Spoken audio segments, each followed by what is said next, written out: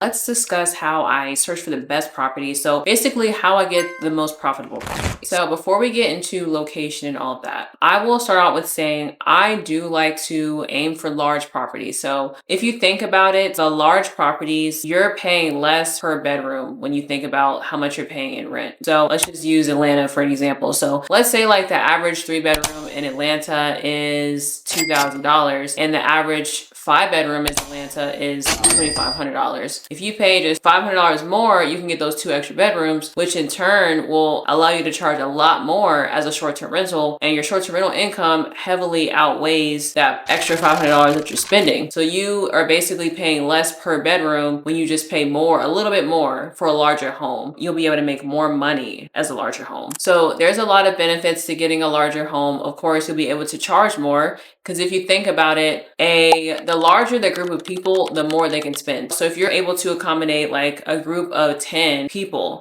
each individual, assuming they're all adults, each individual will be able to split that cost. And so it'll be more affordable for them if they even pay you more, but they split it at least amongst more people. So that's how you're able to charge more. And the people who are actually booking it can even spend a little bit less just because, yeah, you're able to split it amongst, more people. Another reason you're going to be able to charge more for a larger home is that there's not as many available for short-term rental. So basically the largest amount of homes you're going to see available are going to be the smaller homes. So like 3 bedrooms, that's probably the most you're going to see. But when you get in the 4, especially the 5 and up, then there's not going to be a lot available. So the more bedrooms you have is going to set you apart from the competition, and they only have so many options. They might be choosing between you and just a few more people because you're the one who had 8 beds, and that sets you apart, and you're able to charge more because you're able to accommodate more people. So that's why I really recommend getting that larger home. Now, the negative of that is, of course, you're gonna probably already be thinking, oh my God, that's a larger investment. And it is when we're in regards to not only the rent, but also the furniture, decor and all of that, that will cost more to get the home set up.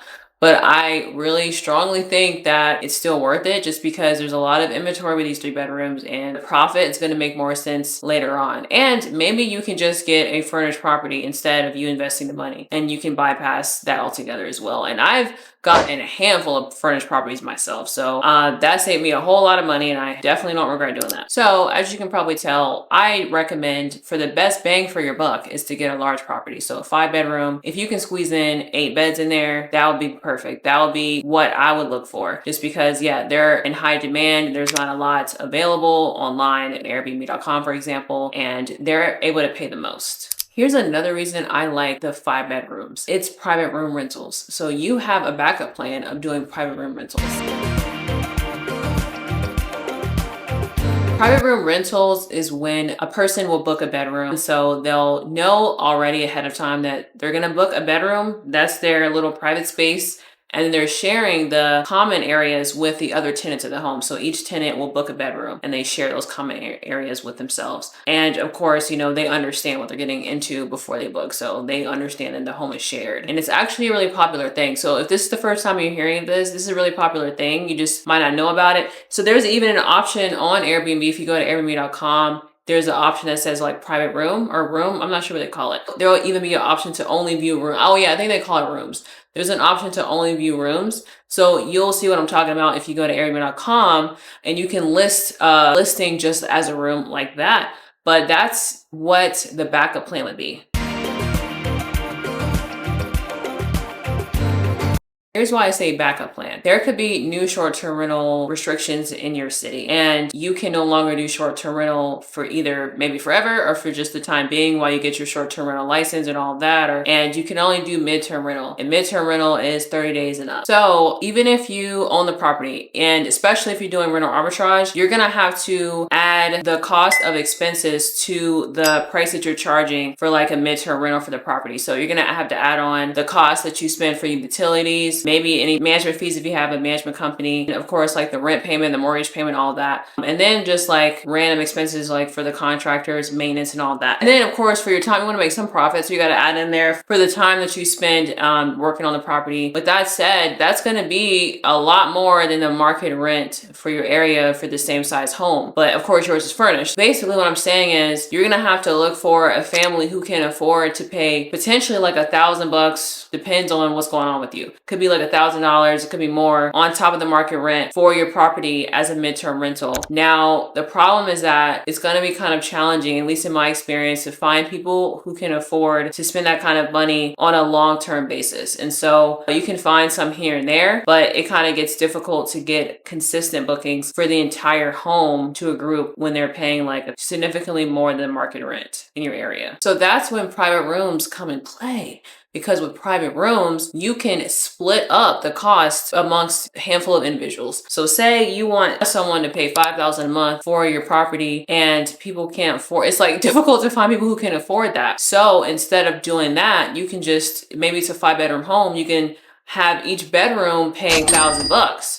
Or maybe a little bit more to account for occupancy. That way you can at least get what you want out of the property. So get that income you're looking for. Meanwhile, people can afford it, easily afford to pay you what you want to get paid for each private room. And so that adds up. So for some clients, I have to do midterm rentals. For my personal rental arbitrages, they're all short-term rental. But for my clients, some of them can only do midterm rental because of their city, whatnot. Maybe they have an HOA or whatever the reason is. And so I let them know, hey, look, I need to be able to do private room rentals in your property for this to work. Because I know that with private room rentals, I'm going to be able to get that occupancy for you. With the entire home only as a midterm rental, it's going to be more challenging. We're going to have gaps of occupancy in there. So even if we do get bookings, we're definitely going to have gaps between those midterm rental bookings, you know, finding that next individual. So when we do private rooms, it's super easy to get the home like fully occupied because people can easily afford $1,000 per month. All utilities included, is furnished. That's really easy for the average American to be able to afford. And so, yeah, that's why I like to have that as a backup plan. At least I know if I have to do midterm rental only and I can't do short-term rental anymore for whatever reason, at least I know that I'll be able to do the private rooms and still make some money. And I did have to do this during COVID. COVID was a mess. So during COVID, the reservations got canceled. So basically anything we had booked got canceled because people cannot travel. Therefore, I had to figure out how am I going to get these homes occupied. So let me get this straight. All of the bookings I got were from people who were going to travel to my city. People can't travel, so that means I can only accommodate locals at that point. So what I did is I just converted my properties into midterm rentals, and also I converted them into private room rentals, and I was able to help people in the same city so that I could still get the home occupied. And that was the backup plan. So that is what I was able to do because I had like 4 or 5 bedroom homes. And so it was really easy to get the home occupied during COVID, even though the calendars were wiped clean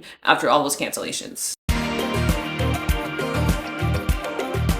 The guests are gonna expect like a nice property, kind of recently renovated. It doesn't have to be a brand new renovation, but recently. Even if your property is literally what they signed up for and what they booked, they'll still show up potentially unhappy. Like there hasn't been like a renovation anytime soon. They expect, I would say, something that's recently renovated and it has up-to-date appliances. And if they don't see that, they potentially will be unhappy with the property. And another thing, you need to be in like A, B class neighborhoods. That's another thing. Some guests will book your property and not be aware that it's the hood. For example, I mean, I can't even lie. My first property that I ever had was in the hood. I'm not gonna cap. But that deterred a lot of guests, as you can imagine, when they got there. And so I guess the best thing you can do is either avoid D class, C class neighborhoods altogether, or if you're like adamant on getting in those neighborhoods, then at least kind of adding some kind of disclosure on the listing. You could add in your description, hey, this neighborhood is gentrified. That could help them understand the situation without you having to say, this is a D-class neighborhood. That might be better. Some kind of disclosure. And if you can add photos of the neighborhood, because like the problem with these D-class or gentrified neighborhoods, so there might be boarded up houses. There might be lawns that have not been mowed and who knows when, you know, unkept properties basically. They need to know that before they get there because you're gonna have some problems, okay? If you're in a lower like D-class neighborhood, for example, example, there will be guests who show up, have no idea because your home looks so cute in the photos, but they don't know that the neighbor's house is boarded up right next to you. And they might be turned off and they're going to want to cancel the booking. And if they booked on Airbnb, for example, they might use the excuse that they feel unsafe, right? And you could know, hey, look, this is a gentrified neighborhood, safe, the crime is, but they don't know. They're just basing on what they see. And Airbnb will sure as hell give them a full refund, okay? Full refund if they feel unsafe. That's all they have. They have to say the right keyword. Airbnb don't care about you. I'm sorry. Ooh, that was harsh. But they don't care. They'll give them a full refund. So you got to make sure you let them know something. Maybe you can put them through some kind of screening process. Like just ask them questions. Just make sure they know this neighborhood or they've read your description. And you can reiterate their description before you allow them to book. You can have like a pre-booking message. So yeah, I really recommend doing that if you're going to go outside of the A/B class neighborhoods. You know, when they book you, they're expecting A/B class neighborhoods, newly renovated or like a recently renovated property. Now you're going to have the easiest time making guests happy when you do this, right? So, I mean, it's not required. It's going to be easier for you to make the guests happy when the property is nice and it's in a nice neighborhood. Things will be easier for you. You're going to have happy guests who don't complain as much, you know? So that's just, I want you to take that into consideration. So we've discussed my favorite size of the property, which is like large 5 bedrooms, cram a whole lot of beds in there. That's the best bang for your buck. Now let's discuss the best city. So I feel like the best city for you depends on a few factors. It first depends on how is the city you're currently living in? How is that for you? Because if you know for a fact that you want to be hands-on and you want to self-manage your short-term rental and you're in a city that has a decent sized population, I would say you've checked the short-term rental market in your area and it's doing pretty well. Now get something in your city just because it's going to be a lot easier to be hands-on when you're doing everything yourself if the property's close to you. Now, if you're in a city that doesn't do well or has really strict short-term rental restrictions, doesn't allow short-term rental period, or you're in a rural area, don't do it.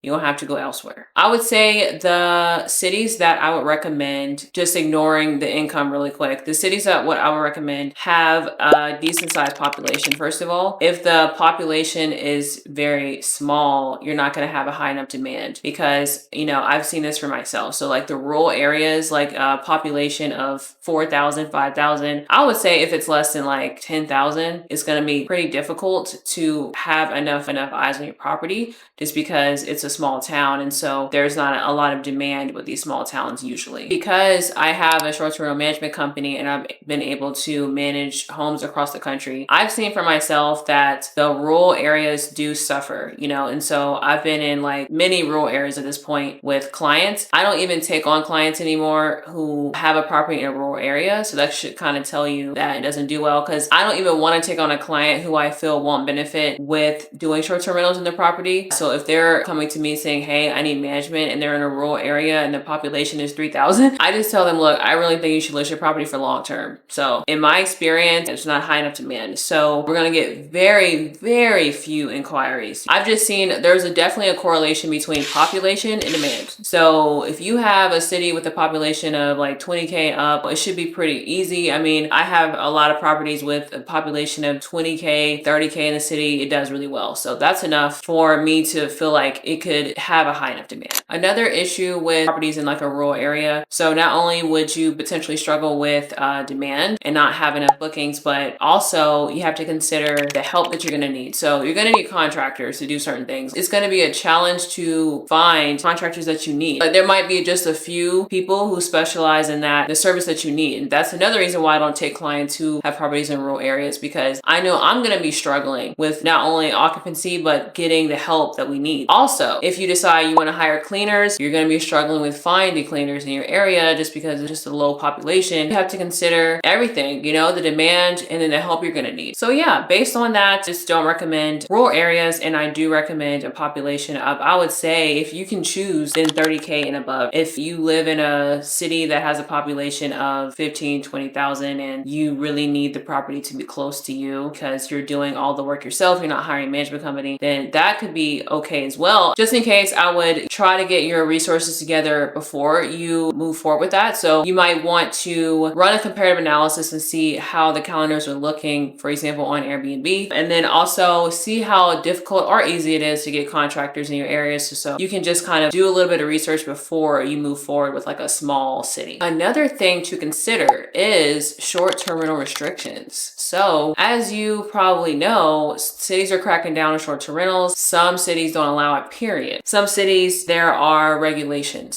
So the regulations could range from you only being able to rent the property out for like half the year, like maybe 180 days. You have to live in the property. Like it might have to be an owner occupied property for half the year. The other half, you can rent it out and you must have, of course, like a permit/license, or, you know, they might allow you to rent it out for the entire year in some cities without it being owner occupied, but you have to have a permit or a license. You have to abide by the regulations that they've set. If you don't follow the rules, then you have the potential of getting your license revoked. You might also be fined. You know, the neighbors rat you out or something, and then, you know, maybe your guests disturb the neighbors. They can just let the city know, and you have to kind of be under the city's thumb. So yeah, that's something to consider, is the short-term rental regulations. I do think the income you make obviously should be a determining factor for your city, assuming that you're willing to get a city that's outside of where you live.